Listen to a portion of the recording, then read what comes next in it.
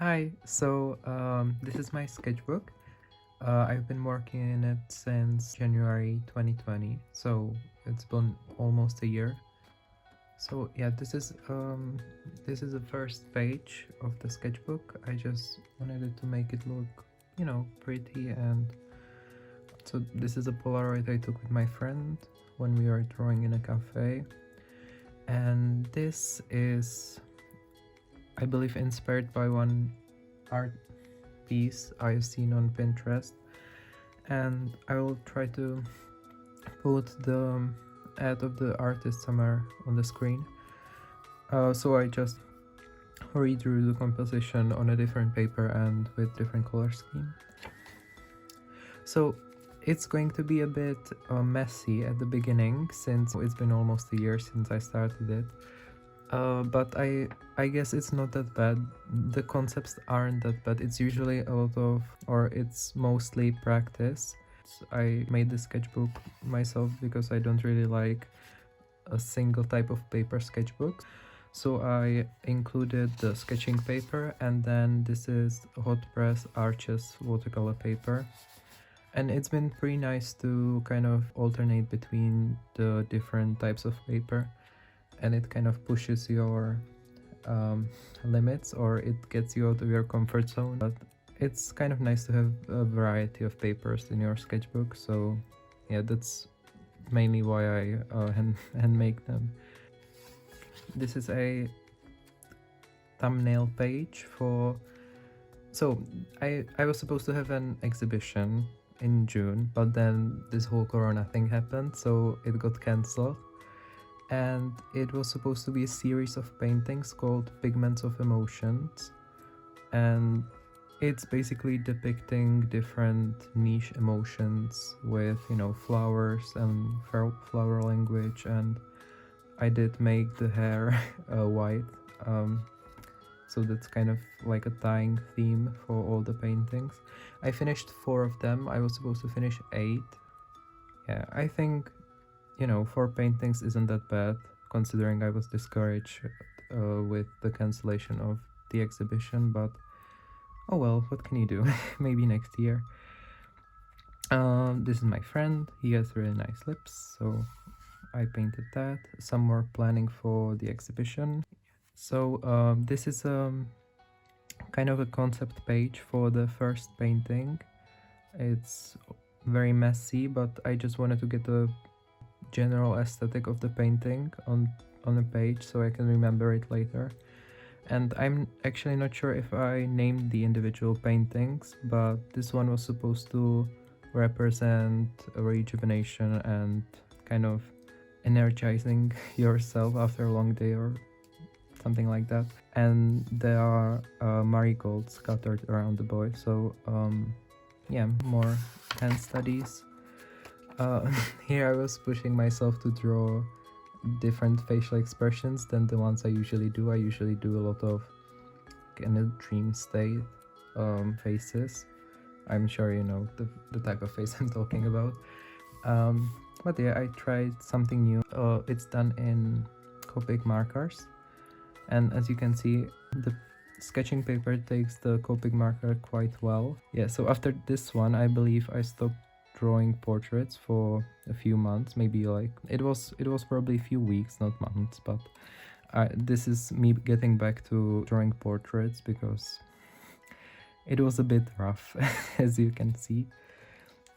Some aesthetic party mix. Oh yeah, these are sketches that were done from a sculpture I saw in a museum. This is another just a sketch with a few layers of watercolors over it.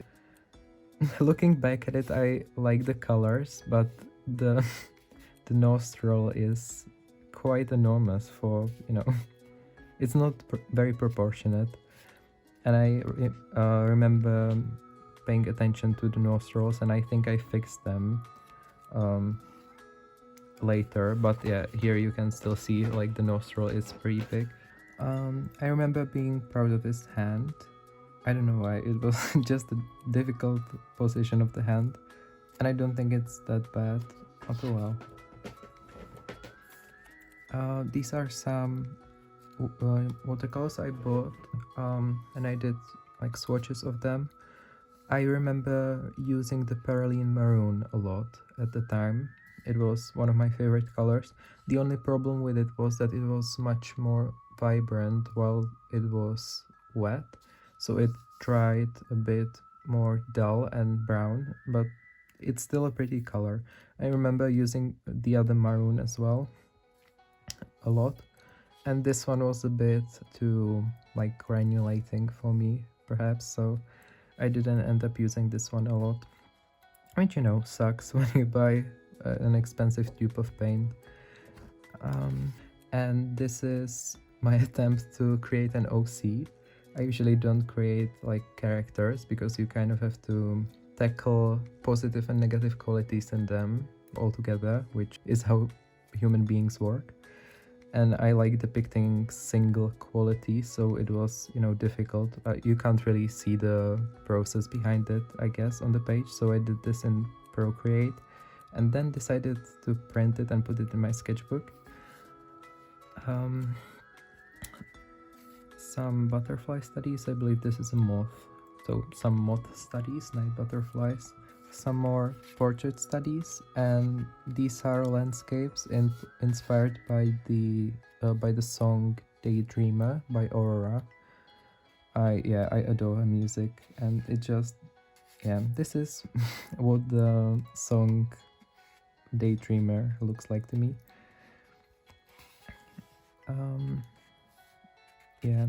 The colors on this page are quite nice. I know that I revisited this color combination later. These are Arteza gouache paints. The matching of the tube and the actual color is pretty bad, but yeah, the colors themselves are great though. So if you want to buy some cheap gouache, you can definitely try them. More sketches, because that's what sketchbook is, you know, sketches. Some eye studies. I have no idea what this date is, so I kind of was obsessed with developing my own art style, and I guess it, you know, in general, or at least for me, it doesn't really work when I'm trying to focus on the art style and draw it. I just have to, you know, draw, and then it becomes your own art style, I guess. So this is just an example of me trying to intentionally do the art style, and it turned out horrible, but then it kind of reminded me to just keep drawing, and the art style will develop eventually. I wanted to put watercolors on this one, but I didn't, so it's just a blank portrait, I guess. It's Merlin. Some concept ideas. These the colors here are quite nice. I will probably revisit, I will be saying that a lot during this video, that I would like to revisit something, since I think that my technical skills are much better now, so I can probably execute the concepts better. Moving on, I started doing like very quick, I think these were 30 seconds facial expression studies, and I liked how they turned out, or the style. It's very simplified. It was a great practice, and this is a much bigger scale, and I think I took much more time with this one than 30 seconds. But it looks it looks kind of like a zombie. Yeah.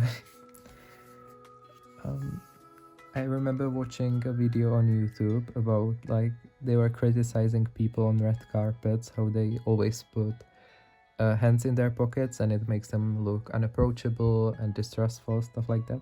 So I decided to take some pictures of myself and use it as a reference. So that's the story behind this one. I think this is the last page of spring, and then I started doing digital art during summer, and this is late autumn, you know, me coming back to traditional art again. So I guess this is like a transition between, I tried finding different art mediums I would enjoy. So this is oil pastels. It's not that great, but I loved the process. So I will probably revisit the medium later, or when I have more time. Oh yeah, this is the guy I was talking about earlier, how I tried drawing him again to see if I improved technically. And I guess you can kind of see the difference. I will try to find the other here. So I guess you can kind of see the progress. And this is where it starts getting a bit better, because I believe I started using the colors I really wanted to use, which is kind of bizarre to think about, because it was my sketchbook all along, but I felt like I needed to stick to one color scheme. And here I started exploring different colors, and this is a page where I planned the sketchbook I'm going to be using next. Yeah, this is the sketchbook. I didn't include the ruled paper, but here, as you can see, it kind of paid off. This is where I tried different sketching style and make the lines more varied and different thicknesses and saturations. And I think I stuck with it till the end of the sketchbook. Yeah, it's kind of falling apart. This is my favorite Inktober piece I did this year. I did them all digitally and they were inspired by Alphonse Mucha. Some watercolor piece. I really enjoyed drawing wings, so this was quite therapeutic for me. Yeah, some herons.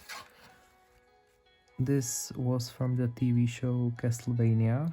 It's on Netflix. It's an anime, and there was this one character that used magic, ice fire magic, I guess. Yeah, and so I enjoyed the style of the flames, and the whole graphic of the show was amazing. So I decided to make a study of the flames that were used in the show and only do like the shape, so I could get a gist of the of the proportions, stuff like that. Here I think I did more of a technical studies and planes of the face. Here are some facial features, planes of the head, and yeah, these are butterflies that are on watercolor background. This is the quinacridone gold. You can see you can kind of build up the intensity of the color, and you can make it very dull, but you can make it very vibrant as well. I started the 100 heads challenge here, and I think I ended up doing like 12 or 10 of them. So there will be a lot of head sketches, portraits. This is Y38 Copic. I think it's called the honey. More portraits. Okay, redid this one 3 times, so I guess I kind of wanted to make my future self know that I struggled with this one. This is the continuation of the 100 Heads challenge, and I added some stained glass art that I saw in a book I recently purchased. This is, I don't know how it's pronounced, so it's something like cherubim. And it's basically like angel with 4 wings, and it's better for the composition, I think, to use 4 wings instead of 2, and 2 wings are kind of overdone at this point, I think.